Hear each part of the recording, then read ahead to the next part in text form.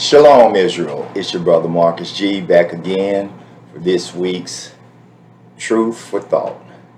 This week's Truth for Thought is going to be the myth of the stolen blessing. And first, I want to get the definition of exactly what a myth is before I get a little further into it. And a myth has two definitions that I'm going to be quoting. First is a traditional story, especially one concerning the early history of a people or social phenomenon, and typically involving supernatural beings or events. The second being a widely held but false belief or idea. So, the myth of the stolen blessing that I'm referring to is the myth of the blessing that Isaac bestowed upon Jacob. Now, I've heard two different versions of this myth. One being that Rebekah stole the blessing of Isaac from Esau. The other being that Jacob stole the blessing from Esau. So with that, what I want to do is we want to first look at this blessing and why there's this false belief or idea. Again, that is one of the definitions of a myth. So what I want to do is I want to go to Genesis 27, and we're going to read verses 1 through 35. I am reading from the King James Version Bible, 1611 King James Version of the Bible, with the Apocrypha. Again, mine does have the Jubilees, but I want you to read with me. And I'm starting at Genesis 27, verse 1. And it came to pass that when Isaac was old and his eyes were dim, so that he could not see, he called Esau, his eldest son, and said unto him, My son. And he said unto him, Behold, here I am. So here we have Isaac he's blind, he's old, he's older now, he's becoming blind, and he's calling to Esau, and Esau is right there and responding. Verse 2, and he said, Behold now, I am old, I know not the day of my death. So here Isaac is saying, I'm getting old, and I don't know when I'm going to die. Verse 3, Now therefore take, I pray thee, thy weapons, thy quiver, and thy bow, and go out of the field, out to the field, and take me some venison. Verse 4, And make me savory meat, such as I love, and bring it to me, that I may eat, that my soul may bless thee before I die. Verse 5, And Rebekah heard when Isaac spake to Esau his son. And Esau went to the field to hunt for venison, and to bring it. Verse 6, And Rebekah spake unto Jacob her son, saying, Behold, I heard thy father speak unto Esau thy brother, saying, verse 7, Bring me venison, and make me savory meat, that I may eat, and bless thee before the Lord before my death. So what has happened is, in the midst of Isaac telling Esau to go and get the venison and make him savory meat, basically so that he can pass on to him this blessing, Rebekah overheard it and turned and tells Jacob, I just heard your dad say this. to Esau. Now we'll go to verse 7. This is Rebekah speaking again to Jacob. Bring me venison and make me savory meat, that I may eat and bless thee before the Lord, before my death. Now therefore, my son, obey my voice according to that which I command thee. And this is Rebekah speaking to Jacob now. Verse 9. Go now to the flock and fetch me from thence 2 good kids of the goats, and I will make them savory meat for thy father, such as he loveth.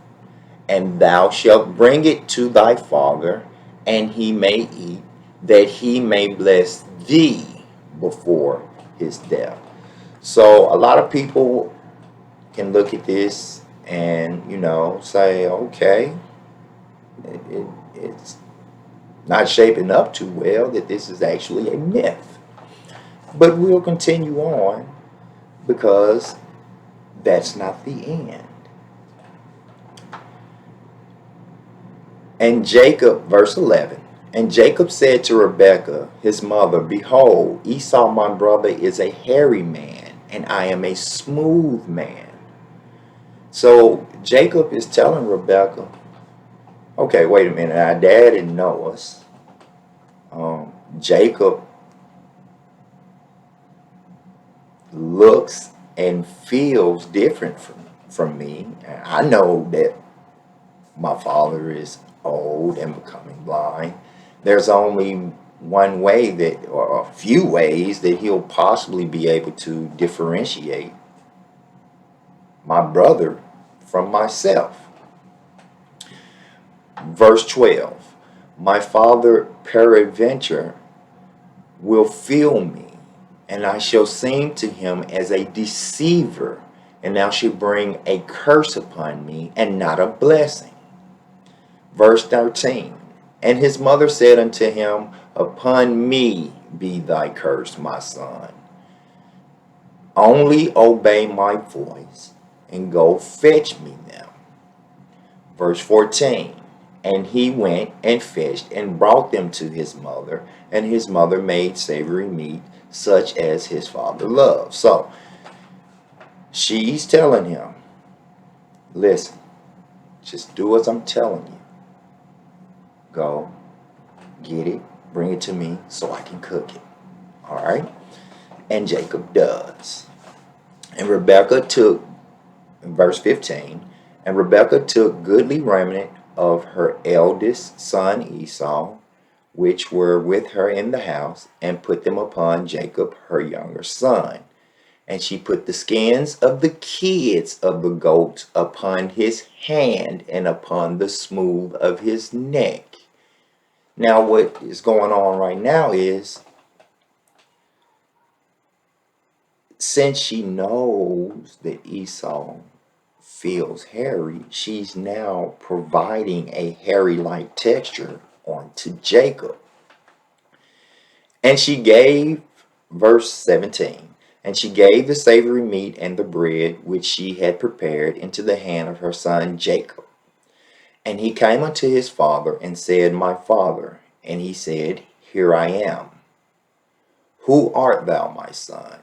And Jacob said unto his father, I am Esau, thy firstborn. I have done according as thou badest me. Arise, I pray thee, sit and eat of my venison, that thy soul may bless me.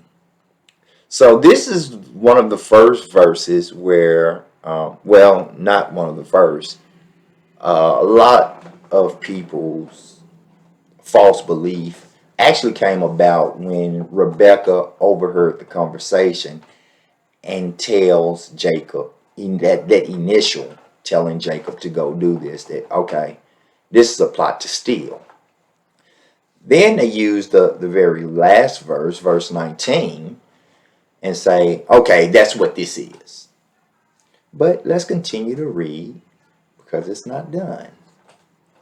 Verse 20, and Isaac said unto his son, How is it that thou hast found it so quickly, my son? And he said, because the Lord thy God brought it to me. Verse 21. And Isaac said unto Jacob, come near, I pray thee, that I may feel thee, my son, whether thou be my very son Esau or not. So Jacob had a feeling there's going to be a test to make sure that he is who he's going to say that he is. And that is the reason why Rebekah put the goat hide on the skin of Jacob. So we're at verse 22. And Jacob went near unto Isaac his father, and he felt him and said, the voice is Jacob's voice, but the hands are the hands of Esau. And he discerned him not, because his hands were hairy, as his brother Esau's hands. So he blessed him. So what happens is, Isaac says, this sounds like Jacob, but it feels like Esau. And when it says, and he discerned him not, he didn't question him. He just said, okay, it feels like him, so that I'm not going to question it. Verse 24, and he said, I'm sorry. Verse 24, and he said, art thou my very son Esau? And he said, I am. And he said, bring it near to me, and I will eat of my son's venisons, that my soul may bless thee. And he brought it near to him, and he did eat. And he brought him wine, and he drank. And his father Isaac said unto him, come near now, and kiss me, my son. And he came near and kissed him. And he smelled the smell of the raiment, and blessed him, and said, see, the smell of my son is as the smell of a field which the Lord hath blessed. Now, the reason that, and Rebekah also put this scent onto Jacob, because she knew that, like Jacob, there was going to be a test. But she knew that it wasn't just going to be a single test, which is why she put the goat hide on him and also put this smell on him. Verse 28, therefore God give thee of the dew of heaven and the fatness of the earth and plenty of corn and wine. Verse 29, let people serve thee and nations bow down to thee. Be Lord over thy brethren, and let thy mother's sons bow down to thee. Cursed be every one that curseth thee, and blessed be he that blesseth thee. Verse 30, and it came to pass, as soon as Isaac had made an ending of blessing Jacob, and Jacob was yet scarce gone out from the presence of Isaac, his father, that Esau, his brother, came in from his hunting. So right here, this is another instance in where, they're saying, I've heard in the instance of the myth that Rebekah stole the inheritance, man, she went as far as to make him smell like Esau and put this hair like the hide on him to make him feel like Esau. And she went to him to do this. And then you look here, and Isaac comes in, and it looks again to those who feel like Jacob stole it. Jacob stole it and got out just in time. So we're going to continue, because again, it's not done. So we're going to verse 31. Well, 30. No. Yeah, 31. And he also had made savory meat, and brought it unto his father, and said unto his father, Let my father arise, and eat of his son's venison, that thy soul may bless me. And Isaac his father said unto him, Who art thou? And he said, I am thy son, thy firstborn Esau. And Isaac trembled very exceedingly, and said, Who? Where is he that hath taken venison and brought it to me? And I have eaten of all before thou camest, and have blessed him. Yea, and he shall be blessed.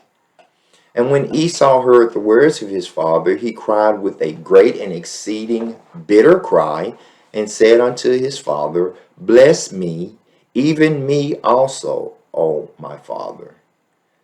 And the final verse that we're going to read in this chapter, which is verse 35. And he said, Thy brother came with subtlety, and have taken away thy blessing. So here again is a verse that people that have this false belief or false idea that the blessing was stolen either by Rebecca or Jacob, however they put it. That's a verse that they key on all the time. So now, the only issue that I have with this myth is there is proof that that's not the case. In fact, if you would please go with me to Genesis chapter 25, and we're going to read verses 20 through 26. So Genesis 25 verse 20. And Isaac was 40 years old when he took Rebekah to wife, the daughter of Bethuel, the Syrian of Padanaram, the sister of Laban the Syrian. And Isaac entreated the Lord for his wife, because she was barren, and the Lord was entreated of him, and Rebekah his wife conceived. So what we read previously was after these two kids were born, after Esau and Jacob were born and of age, somewhat of age. This is prior to them being born, and we see that Rebekah was barren, thought that she couldn't have kids. And Isaac entreated the Most High, thus the Most High allowed her to conceive. Verse 22, and the children struggled together within her, and she said, If it be so, why am I thus? And she went to inquire of the Lord. Verse 23, and the Lord said unto her, Two nations are in thy womb, and two manner of people shall be separated from thy bowels. And the one people shall be stronger than the other people, and the elder shall serve the younger. Now, I want to stop right there. And again, I brought up two different definitions of what a myth is. And you've heard me use one of those definitions a couple of times, which is a widely held but false belief or idea. But I want to repeat the first one to you. A traditional story, especially one concerning the early history of a people or social phenomenon, and typically involving supernatural beings or events. So we'll carry on beyond that point. Verse 24, and when her days to be delivered were fulfilled, behold, there were twins in her womb. And the first came out red all over like an hairy garment, and they called his name Esau. Verse 26. And after that came his brother out, and his hand took hold on Esau's heel, and his name was called Jacob. And Isaac was 80 years old when she bare them. So, what I want to do is I want to focus on what the Most High said to Rebekah, because there's going to be proof that this blessing was not stolen. So we're going to go back to verse 23. And then we're going to come back down to verse 25 and 26 so that we can put this all together. Verse 23 reads, And the Lord said unto her, 2 nations are in thy womb, and 2 manner of people shall be separated from thy bowels, and the one people shall be stronger than the other, and the elder shall serve the younger. Which would mean that per verse 25 and 26, which says, And the first came out red all over like an hairy garment, and they called him Esau. So the elder Esau shall serve the younger. Verse 26. And after that came his brother out, and his hand took hold on Esau's heel, and his name was called Jacob. And Isaac was 80 years old when she bare them. So the Most High, 2 chapters earlier, had pretty much already said who was to get this blessing from Isaac. And he's told this to Rebekah. Now, a lot of people will still question and say, no, that can't be. So I pose this question. Does the Most High make mistakes? Because this is the all-seeing, all-knowing, almighty, who makes no mistakes. Are you calling the Most High a lie? Or saying that he made a mistake? Because what happened was, the Most High knew that on down the road, Isaac, a man, was about to make a mistake. So he planted a seed into Rebekah 2 chapters earlier that she kept. So when that point came, she knew this was the way the Most High wanted it. Your father is about to make a mistake, Jacob. That's why she said, just do as my voice commands you. So the myth or false belief or idea that the blessing was stolen is just that, a myth, a false belief or idea.